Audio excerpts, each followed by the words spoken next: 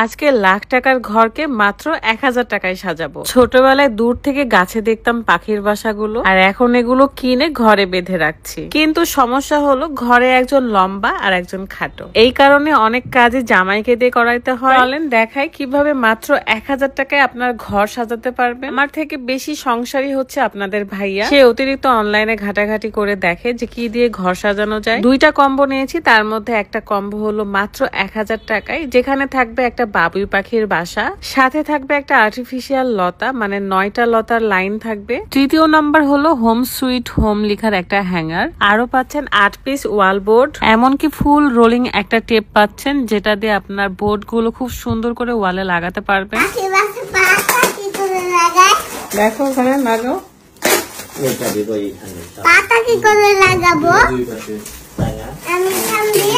হ্যাঁ, আরো একটা কম্বো নিয়েছি, যেখানে থাকবে 2টা মেহগনি কাঠের শেলফ, তাও আবার গ্লাস জার সহ, থাকবে 2টা মিনি ফ্লাওয়ার। এই কম্বোটির প্রাইস হচ্ছে 890 টাকা। আপনি 4টা প্রোডাক্ট পেয়ে যাচ্ছেন। কাঠের শেলফ গুলো আপনি যেখানে সাজাবেন সেখানেই ভালো লাগবে। রাত তো খুব সুন্দর করে এগুলোকে আঠাতে লাগিয়ে নিচ্ছিল যেন ওয়ালে লাগাইতে পারে। আমরা এই কম্বো গুলোর সাথে আরো অনেক কিছু নিয়েছিলাম, সেগুলো আপনাদেরকে আস্তে আস্তে দেখাচ্ছি।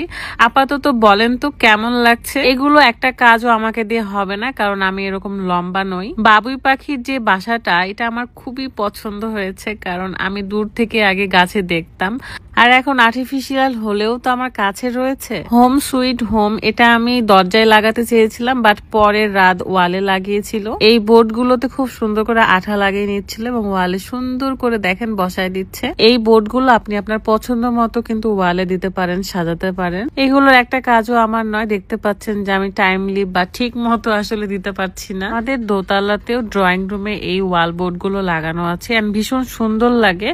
আর এবার সে নিয়েছে 4 তলায় লাগানোর জন্য, মানে অফিস রুমের পাশের ওয়ালে লাগানোর জন্য, এন্ড ভীষণ সুন্দর লাগছিল। তারপরে হোম সুইট হোমটাও এখানে তারা সেট করেছে। অথচ সবগুলো দিয়ে ঘর সাজানো শেষ, আর আমার কাছে খুবই ভালো লাগছিল।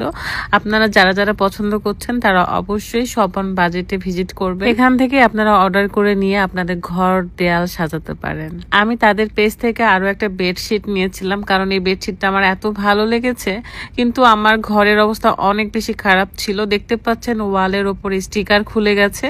আসলে অনেকদিন ধরে থাকা হয় না এখানে, তেমন একটা যত্ন নেওয়া হয় না, তাই এই অবস্থা। যত্ন না করলে দামি জিনিসও নষ্ট হয়ে যায়। তাই হোক না কেন, একবার হলো এখন আমি আসার চেষ্টা করব, ঘর দোর গুছিয়ে রাখার চেষ্টা করব। আজকের এই ঘর সাজানো ব্লগটা আপনাদের কাছে কেমন লাগছে অবশ্যই কমেন্ট করে জানাবেন। আর আজকের মতো বিদায় নিচ্ছি। যদিও বা ঘর দোর গোছানোর একটা কারণ, সেটা হচ্ছে আমরা কক্সবাজার চলে যাচ্ছি, এই কারণে আরো বেশি তাড়াহুড়ো। সো ভালো থাকবেন, আল্লাহ হাফিজ, আসসালামু আলাইকুম।